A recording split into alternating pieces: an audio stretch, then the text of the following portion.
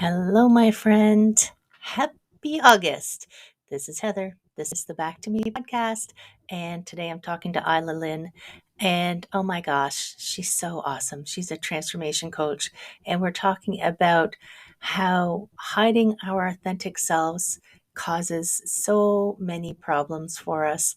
And that while it's scary, it can be scary.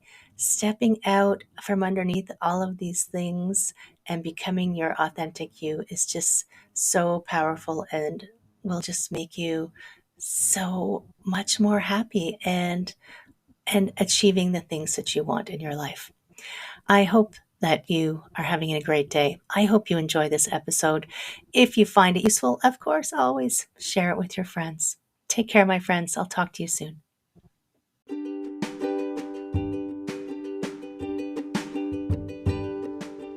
Hi, my friends. Welcome. This is the Back to Me podcast, and this is Heather, and I am super excited that you're here. You are going to hear some tips and some tricks and some ideas to help you live your happiest and healthiest self. I call it Back to Me because when you are taking care of yourself, back to me, then you can take better care of others, and we can all make the world a better place. This is Wellness Your Way, and I am super happy that you're here.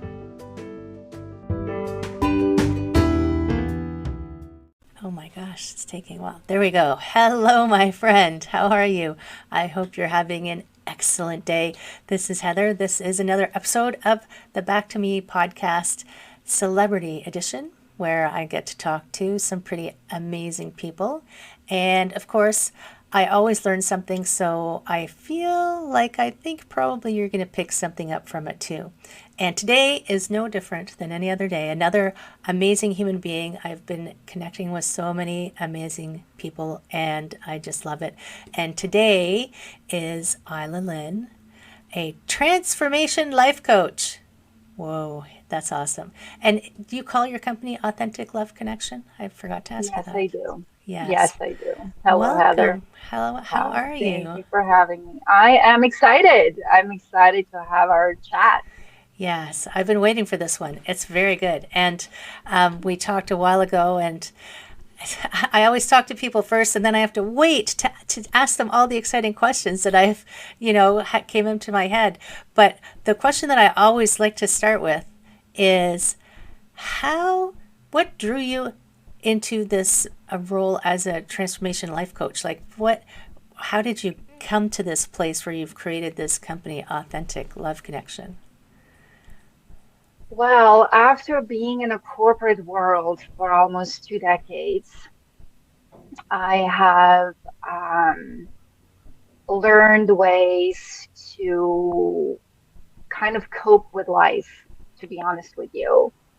And the whole time I was there, I was always drawn to like personal development, taking courses about becoming a better version of yourself, and then as a leader, and all of these things where I needed something extra, something more than just the day-to-day redundancy that I was doing. Right. Even though I was kind of moving up the ladder, there was still something missing. And when I was in my 20s, I decided to study psych. So I went to school, got my undergrad, and I felt like I needed to go into counseling. Maybe this was sort of a transition in my life I needed to do. But at that time, I was going through a bit of like a depression stage, and I was really having a hard time because I was on my own. I have just detached from someone who was emotionally abusive, Right. and starting over and having to fend for myself. I couldn't meet the things that I needed to meet to go into like PhD or master's or whatever, because it was expensive, and I basically had to fend for myself. And it's a And time commitment, so it's financial, that so was much sort of a stuff. dream that I had. Yeah. Yeah, Right. everything. And California is pretty rigid when it comes to, how many hours you need to have, then the internships and so on and so forth. And I just couldn't do that Right. and being on my own. And so that dream was kind of put on hold, but I always found ways to take a course here and take a course there. And so I've gathered a plethora, sort of a toolbox of coping skills, EQ stuff, um, being able to really understand people on a deeper level, not just the surface level. But as you may know, corporate world is pretty how should I say in a gentle way.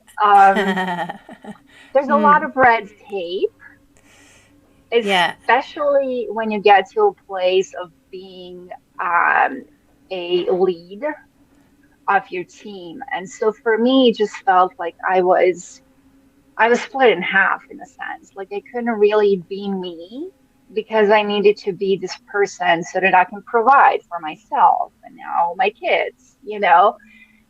And so down the road, so 20 years later, I decided that, maybe this is not what I want. Right. I think I want something else. But then I thought, okay, maybe I should get my MBA. So I went and signed up for my MBA, thinking, okay, maybe I just want to go into that. And so once I began that, this idea started dancing in my head, like what would it be to have my business? Maybe I can go back and do things, help people. And of course I was very much intertwined because I had a family now. I got two kids, I have a husband. Now I am in this master's program. I have devoted my life to studying these things. Like, how do you step out? Like, how do you build a business around that? And then I spoke with my coach, Right. and she told me, "Have you ever considered being a coach? I mean, you already have so much information, that you can build a business around that." And so I started that as a side gig, really sort of okay, just stuff that I can escape from, So I continued to build that as I worked. And, then I had someone reach out to me and said, hey, can you please help me get out of this relationship? And so just one by one, it just became this thing. And I told my husband, I'm like, I feel like I could actually make a living out of Right. this. And because he grew up in a place where education and having a job and keeping your job for a while was a norm. Like you would find a job and you would not job hop. You would make sure that you're there until you retire. It was a very unconventional way for him.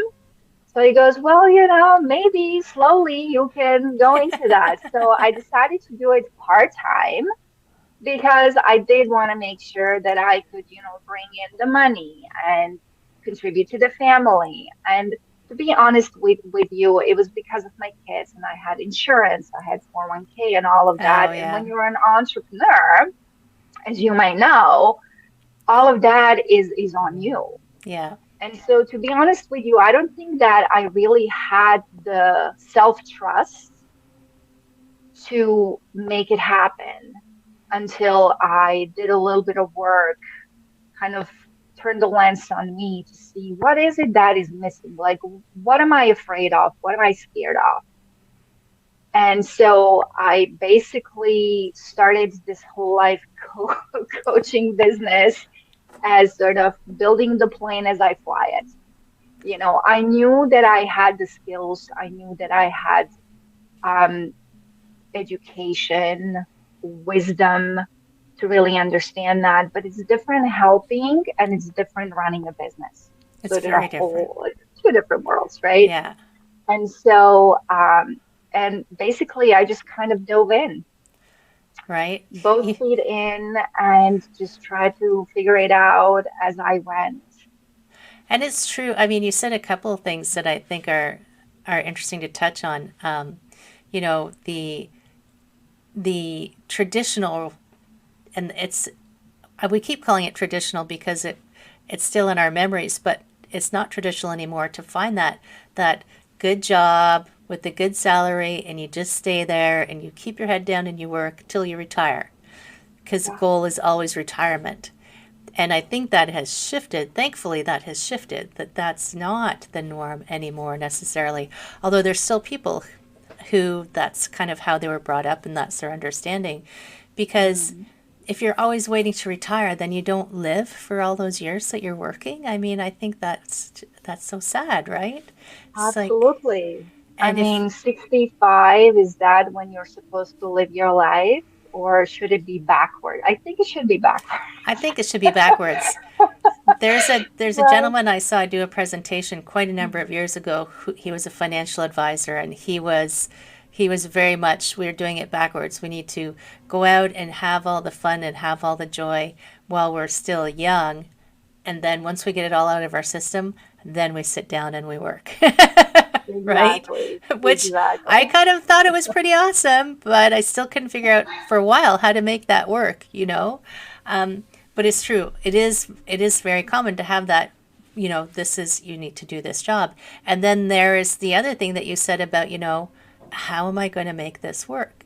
Like why would this work? And it is a very big change to go Hmm. from, first of all, just a regular job into Hmm. entrepreneurship, because in your Hmm. regular job you do have that paycheck coming in, you have vacation time, you have the insurance and all of those retirement benefits if you have them. So that feels very stable. But I always called it the golden handcuffs because, yes, you have all of that, and that is holding you potentially hostage against what your heart is asking you to do, right? So it is a big, scary Yeah, leap. I just retired from massage at absolutely. the end of December, and I remember telling one of my clients one day that I had spent 15 years as a CPA. And she, pardon me, she almost jumped off the table. It's like, whoa, whoa, whoa. But switching into that role of entrepreneur, it does take a little while to figure out how it's going to work. Excuse me. And Okay. the trusting yourself that you do know enough. You do have value. You do have something to bring to the world. That's something that I think a lot of people struggle with making any kind of change in their life, any kind of change Hmm. they want. There's that fear factor, right? So, is that Yeah. something that you encounter a lot when you're helping people? Oh, absolutely. I mean, it began with me, the fear of, what if I fail, right? Because a lot of us, we're afraid to try things because we're afraid to fail. And as you look deeper into that, failure is, I mean, it's proof that you're trying, right? Yes. I mean, Yeah. so if we reframe it as failing is not a bad thing, it's actually a good thing, then you can look at it from a different lens. And so a lot of my clients who come in first, I mean, first, if they've never had coaching, they're like, what's coaching all about? Yeah. Like, I've had counseling, I've had therapy, but what's coaching about? So a lot of them come in with that fear of, okay, am I just going to spend this money and not learn anything? Or, am I not going to be able to do that? And I explained to them, I said, coaching is really someone being in your corner, holding your hand as you figure things out for yourself, Yeah. right? We give you the guidance, but we don't do these things for you. It is on you, but it is on us to stay on you, to keep you kind of pushing ahead, right? Keep you from stepping back into your comfort bubble. And a lot of times to help you see a different way of, you know, doing things, even thinking, because the way we're thinking, we're very much set Yes. in our ways. That's a very good And so, description of corporate. Very yeah, set in their ways. very set in their ways. Absolutely. It's like, this is how it was done all along. This is how we need to continue doing that. Coaching, on the other hand, gives you the freedom to choose, the freedom to explore. What I love about it, when I initially began, to get over that fear of failing, was basically, even if I got up in the morning and helped only one person, that is not helping only one person because that person has family, Right. they have friends, they have coworkers. And by helping this person change their perspective on relationships in general, you're not only helping transform them, but their environment. Right. There is a So ripple from that, outwards. right, it's a ripple effect. And so that keeps me getting up in the morning and knowing, okay, yes, I might have three clients today because I'm very much hands-on. I like the face to face because the programs and stuff like that is great, but I found it to be only a temporary solution, really.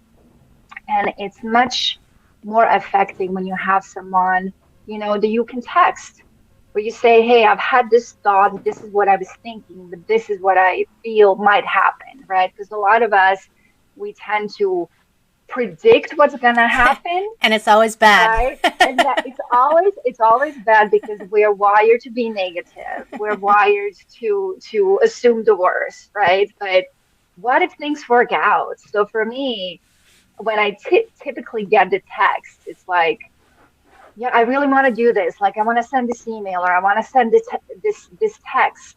What do you think? And it's like, why are you hesitating? Yeah.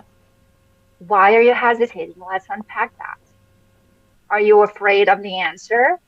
Are you already in your head having the conversation of this has gone down a hill? Yeah.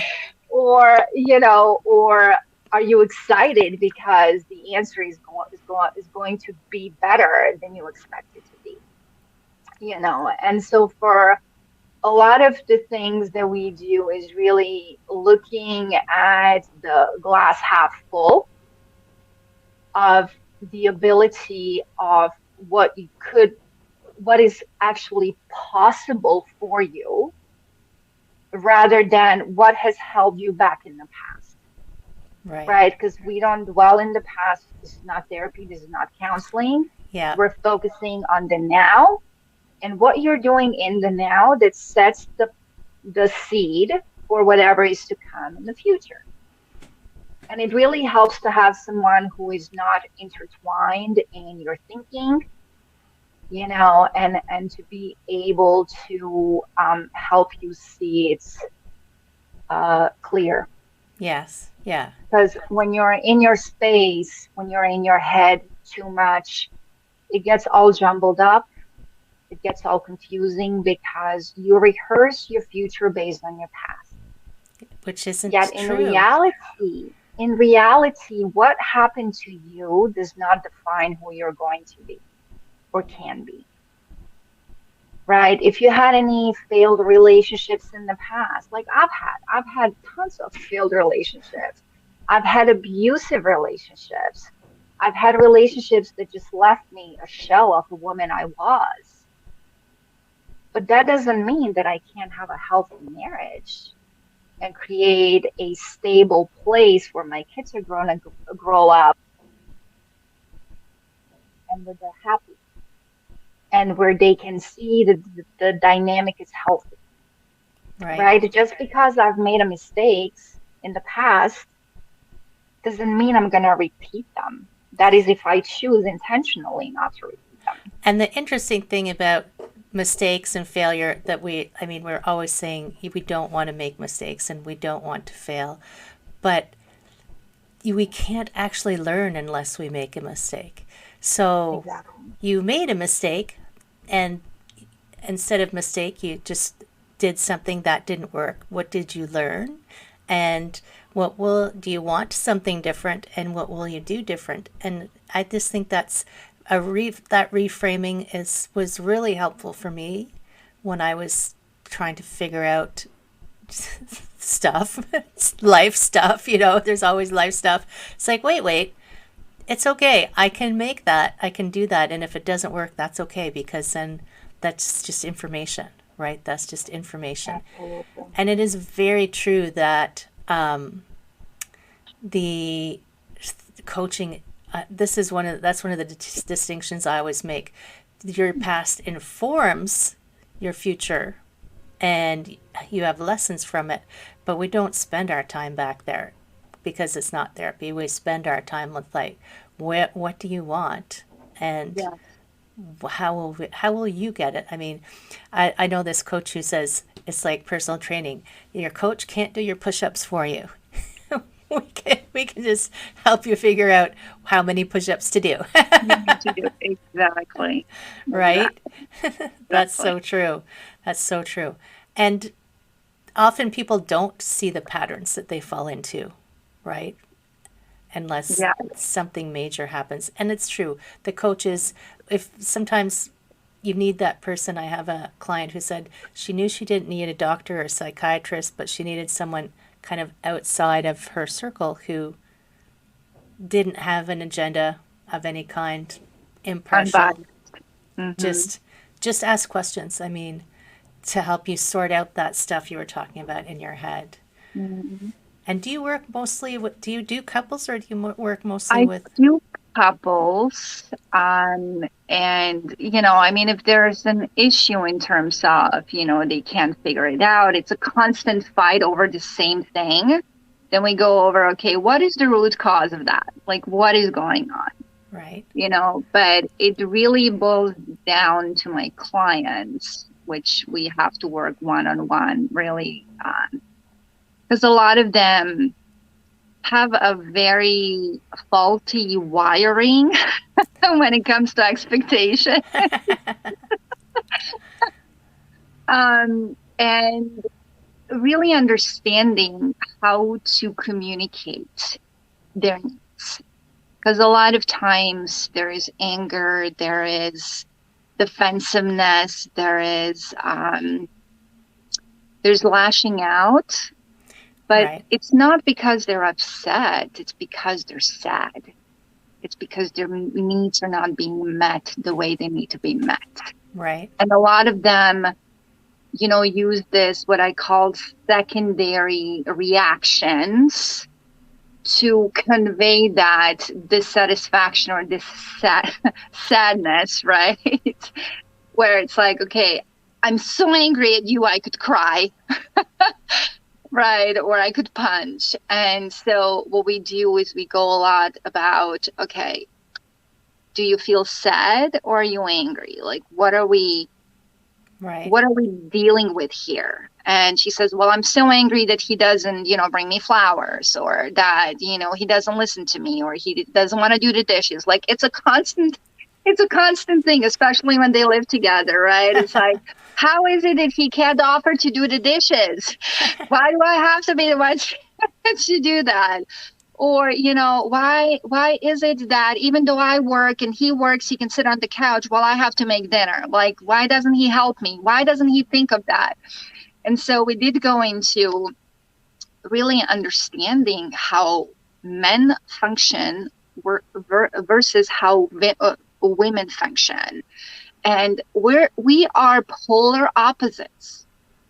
Women in general are very much intertwined, like in their head. They can remember a million things. They can retain a million things at the same time. It's just the way we're wired And they're all connected neurologically. together. We're all connected together. And at any point you ask us something, we can reach back and we can pull it out immediately. Whereas men, they have this, sort of a boxed section in their brain, and each box has one thing in it. And they can only do one. So they're very focused on just one thing. And so if you ask him, did you not remember what I said a week ago? And he says, no, I don't. He truly doesn't. He's not ignoring. He's not being dismissive. He just does not remember because it is not It's not something. in his box. It's not in that box. He put that box away already and filed it away. And so it really helps them understand how to go about speaking out, talking about their needs. And a lot of these things that we talk about is really around them being themselves And so this is the whole authenticity Yes, yes. Uncovering issue. the That authentic you. That's what we want to dig exactly. into. So let's segue into that. But Yeah, yeah. a lot of women, from what I could tell, have a really hard time just being themselves. And so many women, they play pretend in their life, their jobs, in their relationships.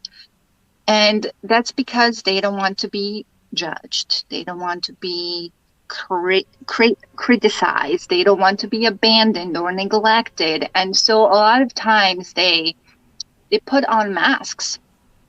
And I know I've done it myself because I wanted to be liked. I wanted to belong. It's a human nature to want to belong, to not be casted out.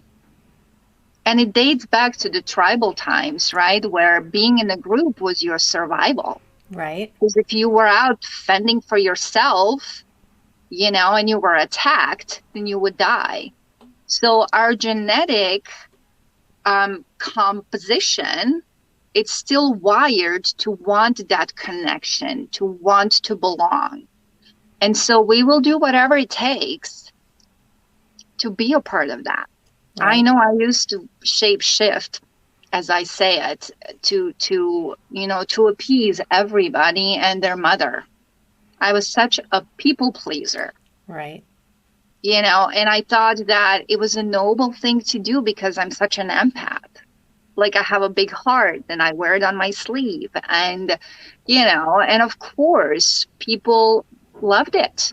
They loved it. I catered to everyone that I was with, but at my expense, at the expense of my mental health, at the expense of my emotional health, even my financial health. right, I used to go in debt, going out and, paying for things and taking part in these events or contributions just because I didn't want to be casted out. right, And so I feel that a lot of us do that. I mean, men, women, everybody really has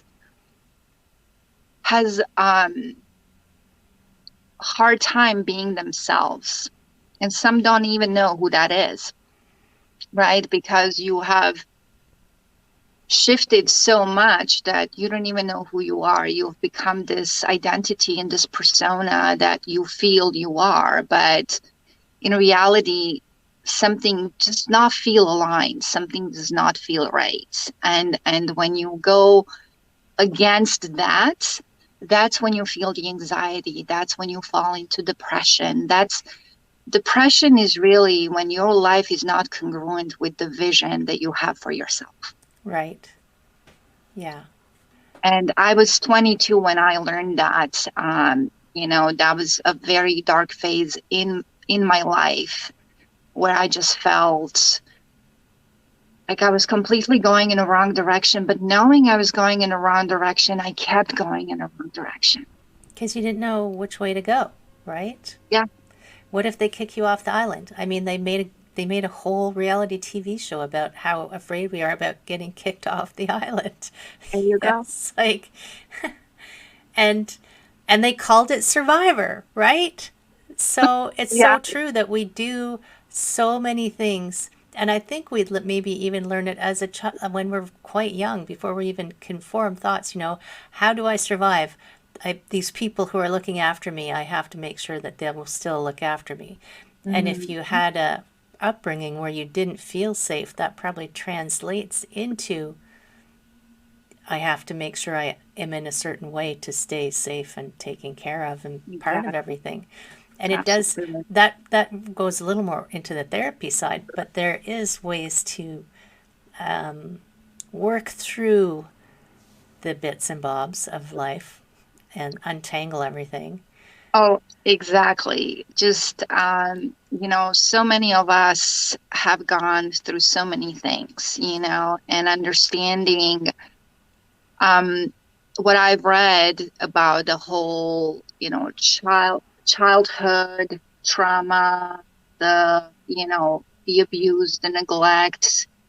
and all of these things really shapes you as an adult. And it is not what is happening to you, but what you interpret it as, Right. right? So it's really your own perception on what was happening that is kind of keeping you stuck in that space of, am I worthy? Yeah. Am I worthy of having the things that I want to have for me, for myself? And the answer is always yes. The answer is always yes, but it's so hard to believe that, especially if you have come from a place where you've been judged, Yes. where you needed to perform in a certain way to be acknowledged and loved and cared for. Right. And so when you get to the point of, I need to have good grades, or I have to make a certain amount of money, or I need to have a certain degree. Like the degrees were for me what I felt was worthiness. Right. So I went on and I literally took every class I could get a completion certificate on. I got my undergrad, I got my MBA, I got my certification for a life coach. And I kept going in and I got my NLP certification. And so I kept collecting these certificates. And finally, my coach goes, Will you stop? Will you stop collecting degrees? Please stop. Just stop. Because I was thinking, I'm like, maybe I want to go for my PhD. And she's like, Oh my why? gosh. Why do you want to go for your PhD? And so I told her, and she's like, no, you can have a life coaching practice without a PhD. You don't even need to have a license, Right. or a certification. And so I looked at her in awe, and she's like, Illa, you are worthy just as you are, just for existing. Having an extra degree is not going to make you any better. Just the fact that you have been born is a gift in itself. You're worthy just as you are. Even if you take all of that away, your job, your degrees, everything, you are worthy because you're here. And that was just such an aha moment for me. I mean, it makes me so emotional even talking about it. I'm gonna tear up. And this was just like, oh, wow, like someone sees me Right.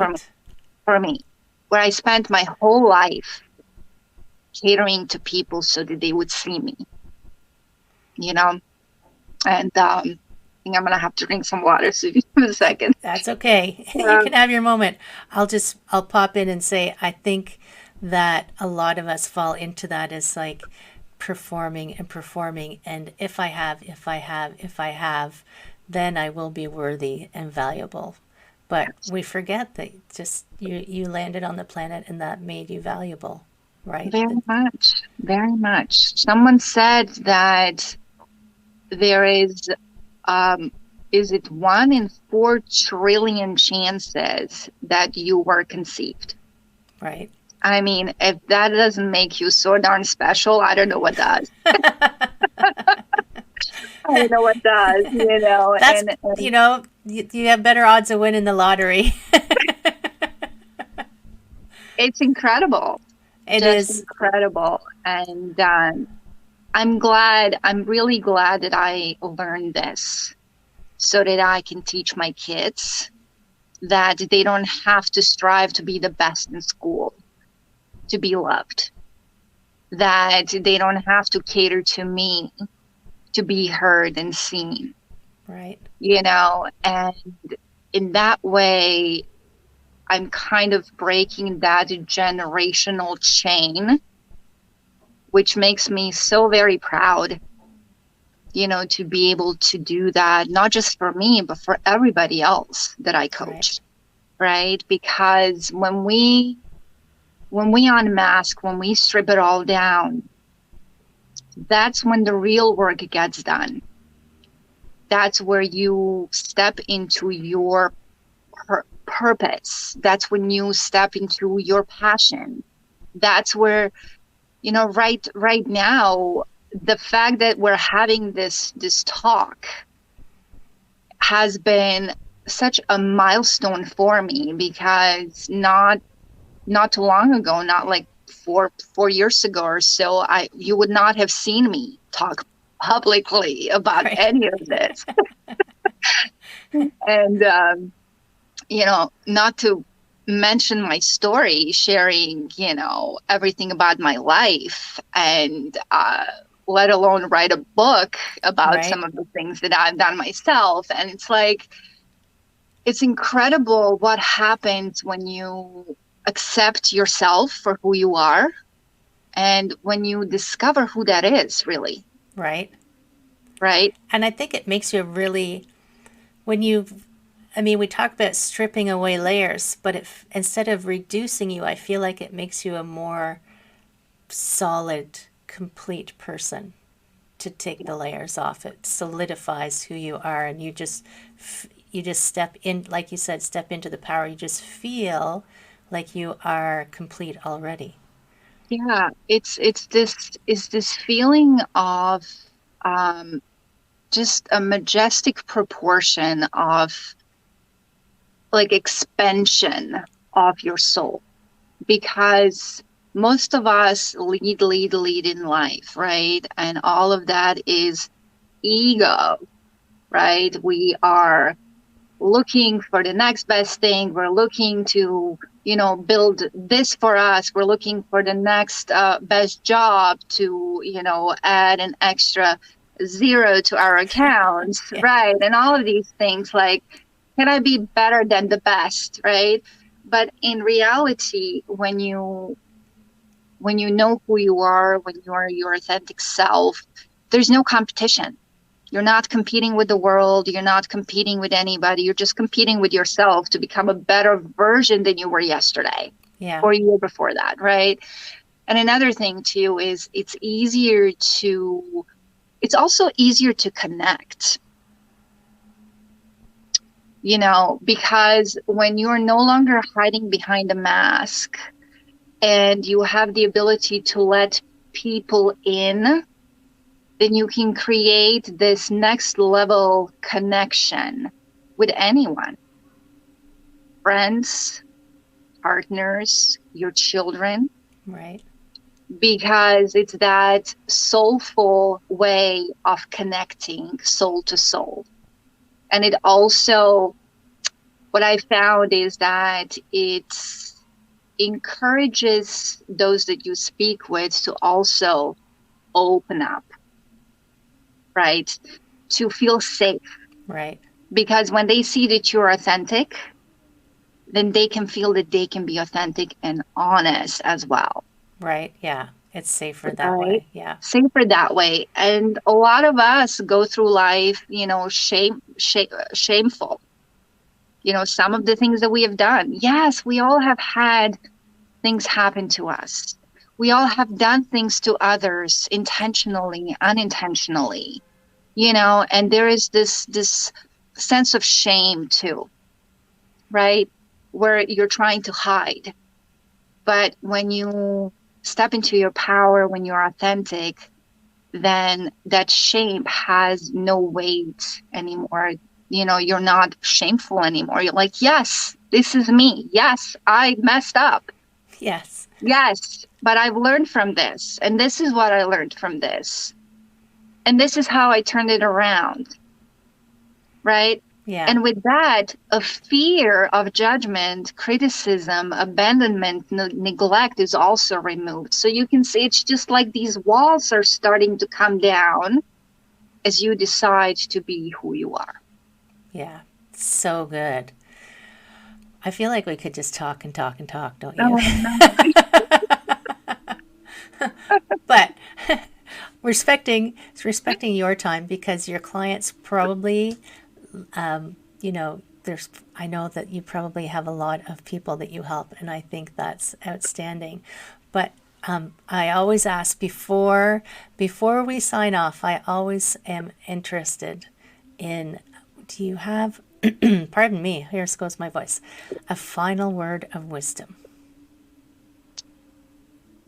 I have several, You can give more but than I one if you think, want. but I think one major one is really to understand how special you are and to not be afraid to be yourself. Yes, this new version of you or whatever it is that you are uncovering is going to require you to leave some people behind because not everyone is meant to go with you on your next path. Some people come into your life to teach you stuff, about life and yourself. Some are lessons. And those that are meant to be with you are going to come as you open up yourself to opportunities. And I mean, you just have to decide. You just have to decide what that is that you want. What feels aligned with your soul. You don't need to know the way. The way is just gonna just pave itself, and you're gonna see that the minute you make a decision, something's going to pop in your mind and say, wow, this is the person I met like 3 years ago.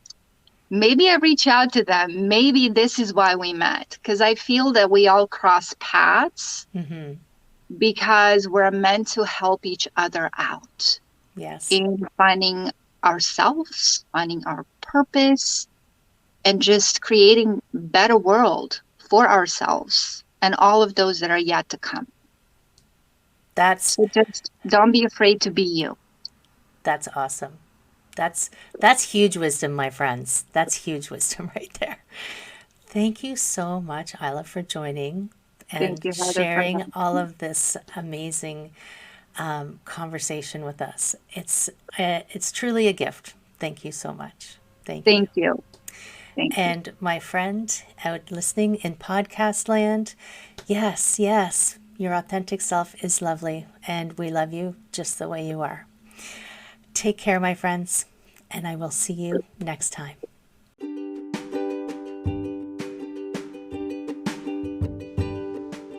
Hi, my friend. Thanks so much for listening to this entire podcast. If you found it useful and you're like me and you like helping others, please feel free to share this. Give it a like, give it a comment. If you found something useful in it, there's a chance that someone else will find something useful as well. Also, if you have any questions at all, I can absolutely help, and I would love to help. You can email me at heather@prosperityflowcoaching.com. If you want more of this awesome content, you can follow me on Instagram, Heather Stewart Coaching. You can follow me on Facebook, Prosperity Flow Coaching. And I have a personal request. I want to help as many people as I can with these podcasts.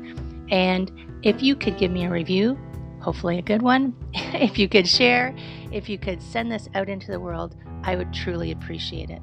I hope you have an amazing day, and I hope that you find your way to wellness by getting back to me. Take care, my friend.